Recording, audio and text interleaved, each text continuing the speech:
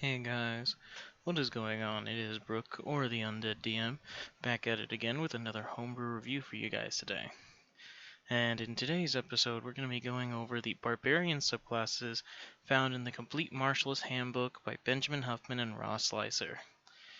Now, as you guys have already known, that Benjamin Huffman has made the Pugilist class, but Ross Leiser is another homebrewer on the DM's Guild who has made a couple of classes in the past that I have also purchased and will be reviewing at a separate time.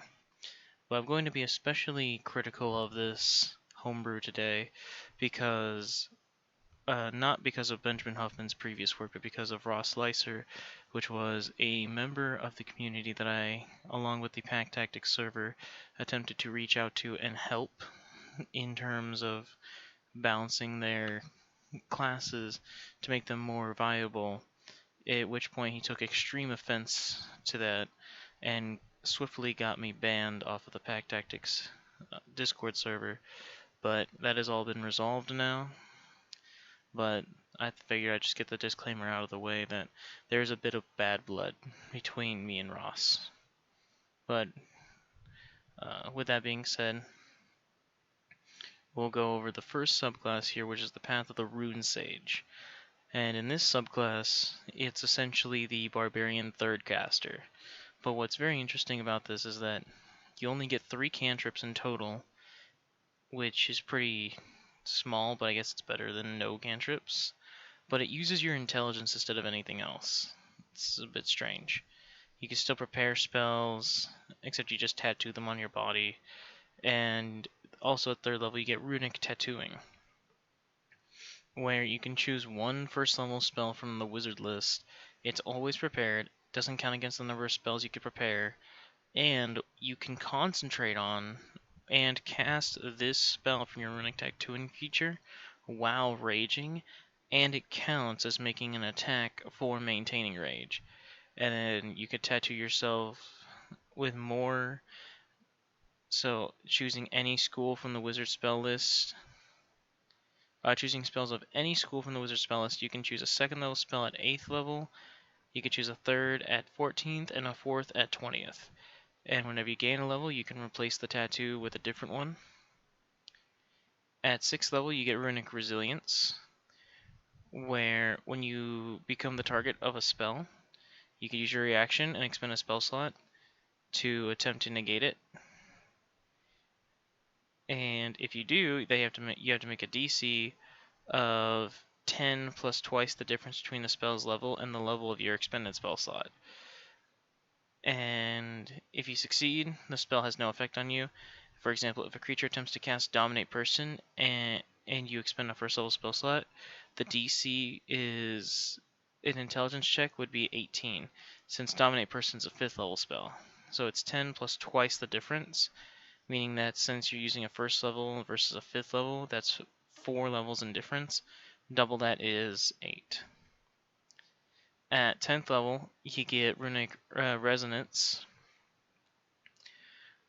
where after you cast an invocation or transmutation spell of 1st level or higher, or one of your tattoo spells from your runic tattooing feature, you gain resistance to a damage type for 1 minute of the you gain resistance to a type of damage for 1 minute. And if you made a damage roll as part of casting the spell, you gain resistance to the type of damage that the spell dealt. Your choice if the spell dealt multiple, otherwise it is force, and it ends early if you drop to 0, die, or you cast another transmutation or evocation spell.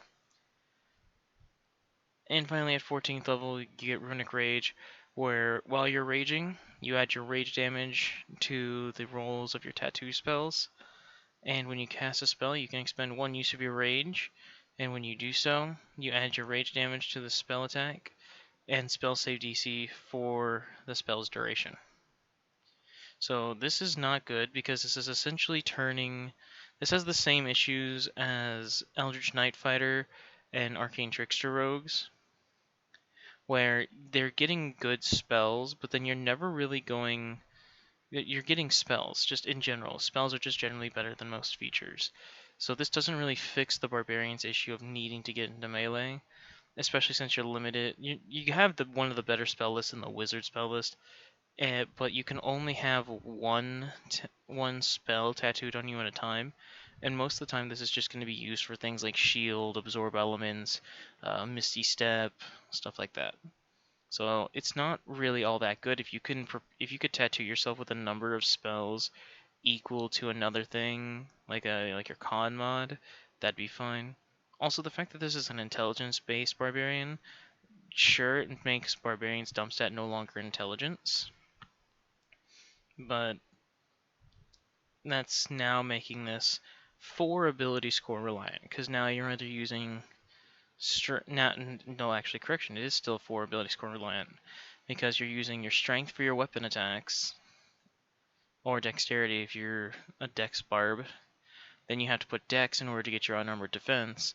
Then you have to put some into your con in order to get your unarmored defense, and now you have to put it into your intelligence to have a good spell save.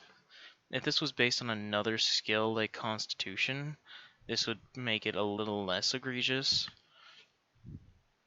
But the fact that the 6th and 10th level abilities don't really do much for you, especially since at 6th level, this is essentially a 1 level later counterspell, but it's way, way worse, because instead of going based off of the difference in level of the spell versus the spell that was cast, it's now double that.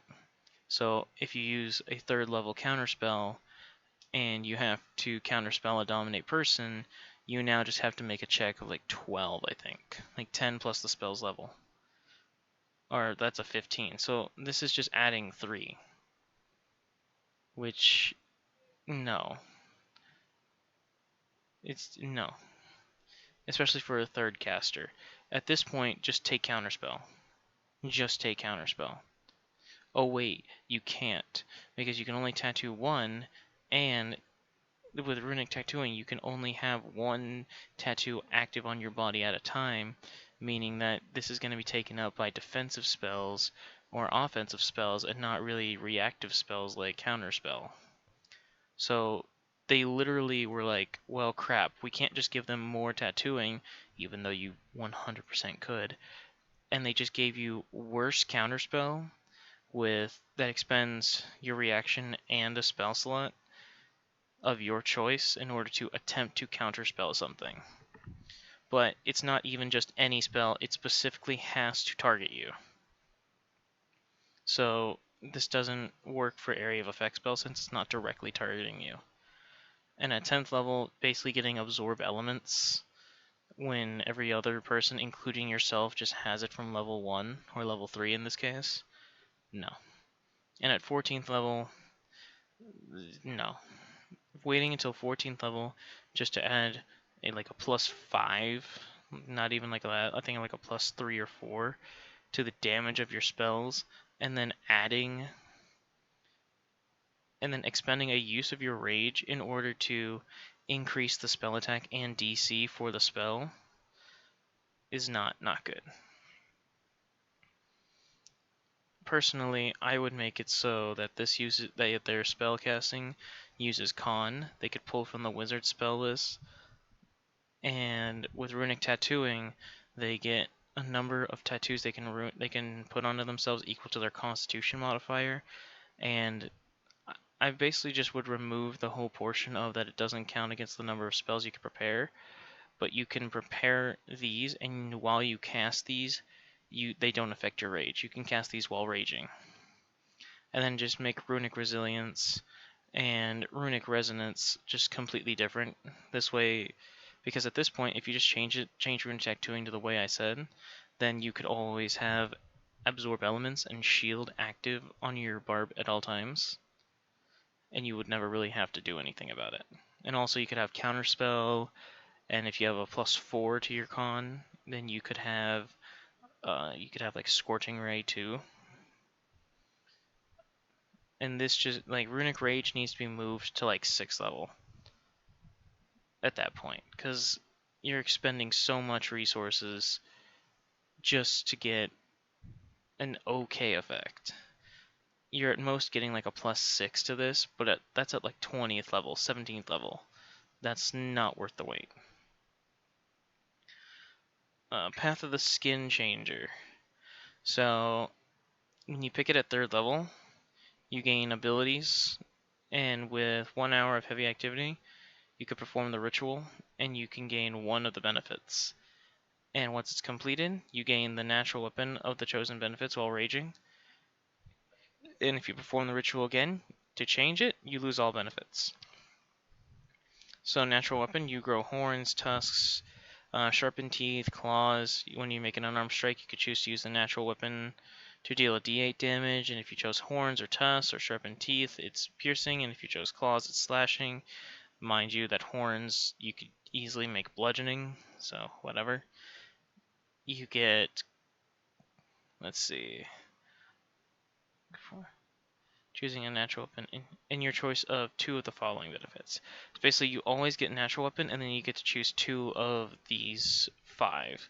So you can either get Climber, where you get a climbing speed, Dark Vision, where you get 60 feet of dark vision, Gills, where you breathe underwater, and you gain a swim speed equal to your walking speed, Stride, where your base walking speed is increased by 10 feet, or Venomous, where when you deal damage with your natural weapons, you deal an additional d4 poison damage. Also at level 3 you get Skin Changing, where you can cast the Alter Self spell. Constitution is your spellcasting ability, and once you do so, you cannot do so again until you finish a short or long rest.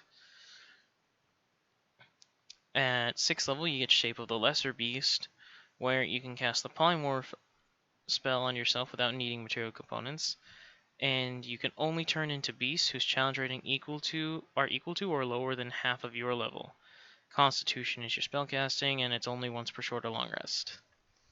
Then you get Primal Rage at 10th level, where you can grow, you gain the ability to swell your body with a Primal Fury when you enter Rage, and if you do so, you grow in size as if you're under the Enlarge effect of the Enlarge Reduce spell, once per short or long rest. And then Shape of the Greater Beast, where you can cast the Polymorph spell without needing material components. You do not need to concentrate on it, and you may end it at any time you want before its 1 hour duration. Con is your ability, and it's only once per short or long rest. So it's kind of like Totem Warrior, but it's worse. Because you get the natural weapon by default. It does a d8, and it only has 2 different damage types, meaning if you have a creature that is resistant to these 2 damage types but vulnerable to bludgeoning, you're just out of luck. You can use your weapon, sure, but you're just out of luck with your natural weapon. And the fact that you can only pick 2 of these, the only obvious ones for the Barbarian, due to its lack of mobility outside of the Tasha's Cauldron and alternative features, like the Pounce ability, is Stride. And if your race doesn't have it, you get Dark Vision, but Gills is really, really good, but you're always taking Stride because that increase of 10 feet means that you now outpace the monk for a little bit in terms of movement speed, but then they take you back. They take over with an additional 10 feet of movement speed that you won't have. Unless you go Totem of the Wolf, I think. Skin Changing, Alter Self, it's an alright spell, not that good. Shape of the Lesser Beast, Polymorph, but only on beasts. You can only transform into beasts whose challenge rating is equal to or lower than half of your level. Meaning, at this point, you can only have challenge rating of 3 creatures. It's a bit of a bogus restriction, because that means at 10th level, or at 20th level, you can only go up to challenge rating 10 beasts, and there's not a lot that are in that rank. And that's fine, but the fact that you have to get up so high to even get the good variants of them. Primal Rage. The Enlarge effect is nice, because that means you deal an additional d4 damage because of your increased size.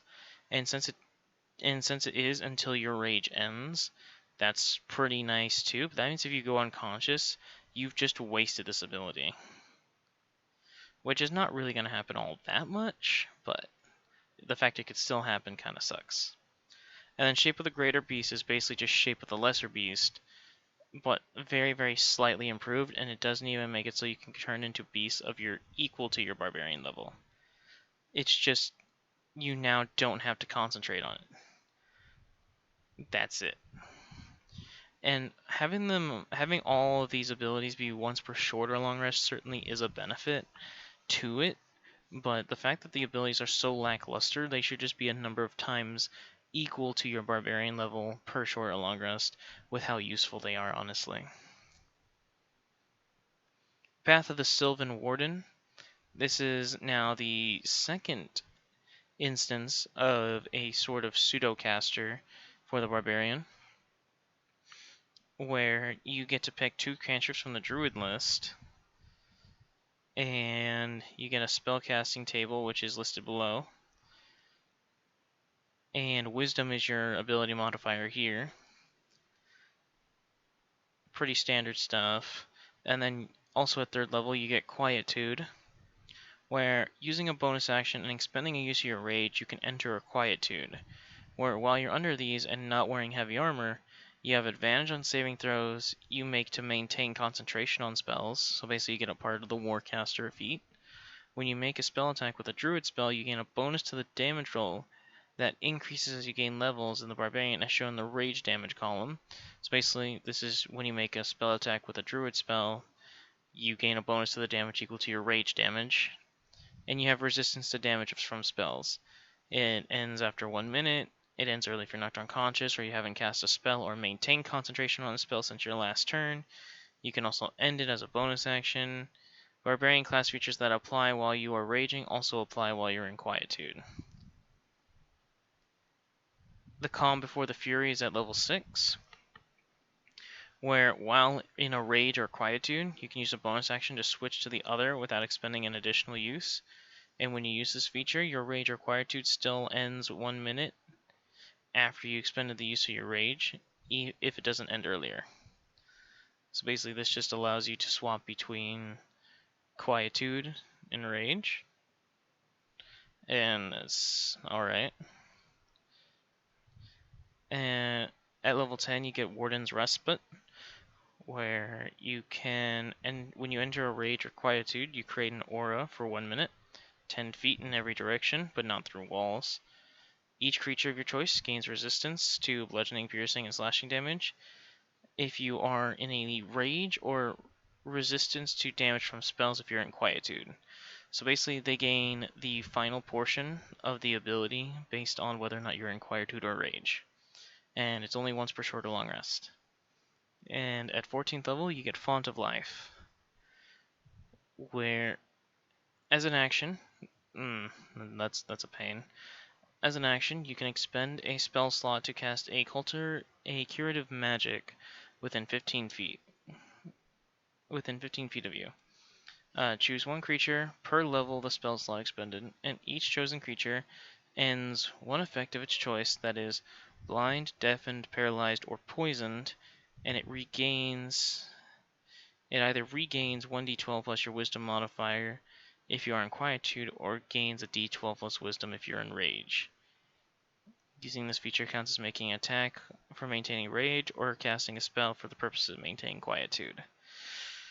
So, okay. Quietude's an interesting deviation from the rage, but you're still using spell slots, and you're getting less benefit from quietude than you are rage. Because with rage, you're getting advantage on saving throws of strength and dex, or I think strength-based checks and saving throws, and you get resistance to the most common melee damage dealing. And with this, you're just getting resistance from spells. So this is kind of wanting you to play more of a defensive barbarian, where you're staying in the back with the spellcasters as opposed to being in the front. Because if you're in the front, having advantage on saving throws against a plus 17 to hit doesn't really matter, because that's still gonna suck. And also, it's such a weird thing where you go from resistance to the damage of spells swapping between Rage and Quietude, and then giving people the bonus of your Rage and Solitude and Quietude to random healing out of nowhere. Sure, it kind of makes thematic sense for somebody of the Fae, but it just seems very out of place. This would be better if it was similar to like the Paladins, the Oath of the Ancient Paladins ability, where it could become just resistant to the damage of spells and gain advantage on the saving throws of spells, and it could grant that to your allies while you're in Quietude or whatever. That would have been a lot better. And also, it's still a third caster, so you're not really getting any good spells until like 13th level, which is basically endgame at this point. And finally, you get Path of the War Chief. You get proficiency in either History, Intimidation, Performance, or Persuasion, or you can learn one language of your choice. At 3rd level, you also get Tribal Leader, where you learn 2 battle cries, and you learn an additional battle cry at 6th, 10th, and 14th level, and each time you learn a new one, you could replace one that you already know with one that you don't. And you can issue your battle cry as an action on your turn, and when you do so, you choose a creature other than yourself within 30 feet that can hear you, and they gain the effect of the war cry. While raging, you can issue a battle cry as a bonus action on your turn. So then you also get War Song, where while raging, when a friendly creature other than yourself within 15 feet of you hits with an attack, the attack gains a bonus to its damage equal to half of your rage damage bonus. Okay. Commanding Presence, where at 10th level, you can cast Command and Suggestion without expending spell slots or material components, and Charisma is your spellcasting modifier. And once you cast Suggestion, you can't cast it. Once you cast Suggestion this way, you cannot cast either spell using this feature again until you finish a short or long rest. And Chieftain's Voice, where if a creature is deafened, it can still hear you whenever you use your Warcry. And when the range of your Warcry increases to 30 feet, and you could choose a creature within 60 feet rather than... Yeah. So basically, the War Song, which is the one that gives you a bonus, the creature a bonus to their attack roll, or their damage roll equal to half your rage damage, increases from 15 feet to 30, and the range of your war cries, or your battle cries, increases from 30 feet to 60 feet. So we're going to go over the battle cries first before I go over the general class. So bolstering Yip, until the start of your next turn, the target has advantage on saving throws against being charmed or frightened. Cautionary Bellow, where the target has advantage on the first strength, dex, or con save it makes before the start of your next turn. Challenging Call, the target can use its movement only to move closer to you during its next turn, and the creature can choose not to move, and it has no effect on creatures who are immune to being charmed. Defensive Holler, the first attack made against the target before the start of your next turn is made with disadvantage. Empowering Howl, where the first time the target hits with a weapon attack before the start of your next turn, it gains a bonus to damage equal to your Charisma. Hastening Whoop, the target can use its reaction to move up to half of its speed, and if this movement speed provokes an attack of opportunity, the attack roll is made at disadvantage. Infuriating Bark, where the target has disadvantage on attack rolls against targets other than you until the start of your next turn, and it has no effect on creatures who are immune to charm. Inspiring Roar, the first time the target makes an attack roll or ability check before the start of your next turn, they roll a d4 and add the number to the attack roll or ability check, basically guidance.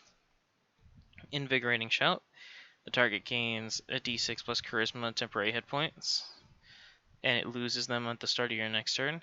And Maddling Ululation, where the target has advantage on the first melee weapon attack it makes before the start of your next turn, and the first attack made against it before then by a creature other than you is made with advantage. It has no effect against creatures who are immune to charm. And then you get Terrifying Shriek, where the target cannot willingly move closer to you during its next turn, and it has no effect against people who are immune to Frighten. So I think they were going in the right direction with the battle cries, because that's generally seen as a good thing, giving barbarians more options in combat other than walk up to dude with big pointy stick and hit them with your own big pointy stick. It is definitely a step up, but I don't think that these limited options are very good, especially with Warsong being only half of your attack bonus, which is already so low with your rage damage being at a +6 at 17th level, which is basically end game at that point. Getting a +6 on, yeah, just getting a +6 to everyone within 30 feet of you may seem good, but you gotta remember your rage damage specifically only applies to melee based attacks. But your allies are getting more use out of it because it says they empower your allies' attacks. And it says hits with an attack. It doesn't specify weapon attack or melee, meaning that if a spellcaster is within 30 feet of you, they gain a bonus to the damage equal to your rage damage if they cast something like Scorching Ray or Eldritch Blast. Commanding Presence. It says very interesting wording, where it says you can cast the command and suggestion spells without using a spell slot or material components. And once you cast suggestion specifically, you cannot cast either without until you finish a short or long rest. Meaning you can essentially cast the command spell as much as you want, but you can only cast the suggestion spell once before the entire ability shut off. Meaning you can just keep issuing the command spell without expending spell slots or material components the entire combat if you wanted to. But again, the problem here is that this is charisma based. This makes the Barbarian, once again, 4 ability score reliant. That's too much of a detriment in order to make this work. Chieftain's Voice is nice, where if you're deaf, it doesn't really affect you all that much, and the range of these things increases even more. The range of your battle cries increases more. It's fine. What I've noticed about the battle cries is that they are very situational a lot of times. Like, bolstering Yip being only working on Charmed and Frightened instead of just working on the next save is very strange. Same with Cautionary Bellow only working on Strength, Dex, and Con saves, as opposed to just combining these two into creature gains advantage on their next save or auto-succeeds their next save. The Challenging Call basically being a sort of pseudo-taunt is fine, I guess. Defensive Holler, only the first attack. If this was all attacks, it'd be a little bit better. But it's only the first attack made against the target. So basically it's just a one-time, one-attack blur. Empowering Howl is an equal to your charisma. Once again, if this wasn't a 4 ability score reliant, it'd be a lot better. A Hastening Whoop is basically just instinctive pounce, but you can give it to your ally. But having it be at disadvantage, having the attack of opportunity be at disadvantage instead of just saying you don't provoke attacks of opportunity is a bit worse. The Infuriating Bark, disadvantage on attack rolls other than you, is certainly something that I've put in my own Barbarian, but having it not be affected by having creatures that are unaffected by charms become immune to this effect is nice, but then you're basically losing out this entire potential for late game because a lot of end game creatures that you'd want to be in melee with you as a Barbarian are immune to charm. So you basically are going back to base Barbarian at this point. Inspiring Roar, sure, give them guidance, whatever. Guidance is a fun cantrip. Invigorating Shout, temporary hit points is always good, but a D6 is too low. If this was a D12 plus something that wasn't your charisma, like Con or Strength, this would be a lot better. Madeling Ululation makes a little less sense to me. So, the target has advantage on the first melee weapon attack it makes before the start of your next turn, and the first attack made against it before then by a creature other than you is made at advantage. So this entire first portion, it makes sense. So the target, so you choose your ally, they have advantage on the first melee weapon, so can't use this with spellcasters, can't use this with ranged characters, so it has to be melee. The first attack they make before the start of your next turn, it has advantage. But then it says this, and the first attack made against it before then by a creature other than you is made with advantage. So this part is a little funkily worded. I think I know where they're coming from though. So basically you target let's say you target your fighter friend. Your fighter friend goes up to somebody and you use Meddling Ululation on your turn as a bonus action. They have advantage on the first attack that they hit with their longsword. And the first attack made against the target that was hit before then by a creature other than you is made at advantage. Meaning that your fighter on their first attack gets advantage, and then the first attack made against it before then. Yeah, no, this wording just sucks. So this can go one of two ways. It's either the fighter hits with their first attack, and they have advantage on that hit, and then now whoever hits that creature that the fighter hit next gets advantage, or the next attack to hit that creature gets advantage, meaning that the fighter essentially gets double advantage. Which, why not just give them advantage on all of their attacks at that point? Just give them your reckless. You're already giving them guidance and basically danger sense, instinctive pounce, temporary hit points.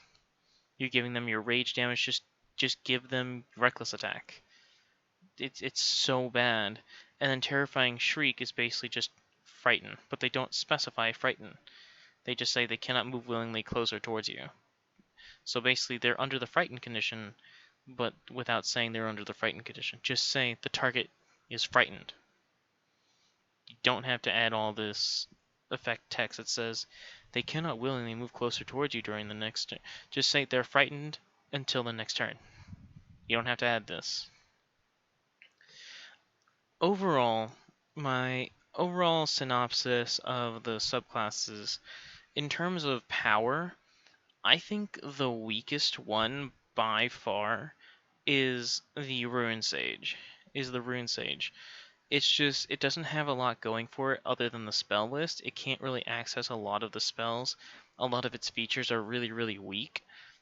And it just overall does not compare to other third casters or even other Barbarian subclasses in this book. I think the Sylvan Warden, it's a tie between the Sylvan Warden and the Skin Changer for the second worst, because while the Skin Changer doesn't really have a lot in terms of its higher level abilities, and the higher level abilities are lackluster, at least you can change them over the course of an hour. So you can literally change this over the course of every short or long rest. So you can adapt to the situation. And that's perfectly fine. Alter Self, Polymorph, and Enlarge Reduce, but only the Enlarge effect, is certainly good, but they seem a little lackluster for higher level features. Meanwhile, the Sylvan Warden has pretty strange progression of features and a pretty mediocre ability at third level, but then it gets very, very confused very, very quickly. Because you go from giving them effects based on whether or not you're in Quietude or Rage, to random healing / temporary hit points at 14th level, and not even that much. It's only a d12 plus wisdom, healing or temporary hit points. It's just not enough at this level. And finally, I think the best out of them, despite how much I crapped on it, is War Chief. Because at least it gave the Barbarian options. It at least made playing a Barbarian more interesting, but it is still very lackluster. I think all of these are in need of buffs, some rewording, because overall I think only the War Chief deserves to not be in like an F tier. Everything else is just significantly worse than most barbarians, besides the berserker, because berserker's just awful. But everything else is just significantly worse than any other barbarian subclass, except warchief, which it might be on par with maybe like wild magic, or maybe even like like totem warrior, because at least it offers something. But either way, that is going to be the end of the video. Stay tuned for the next episode, where I'm going to be going over the fighter subclasses in the Martialist Handbook. If you guys have any suggestions of what I should be reviewing next, please leave a comment down below. If you like what you see and you want to support the channel, please hit that like button and subscribe. And I'll see you all in the next episode. Laters.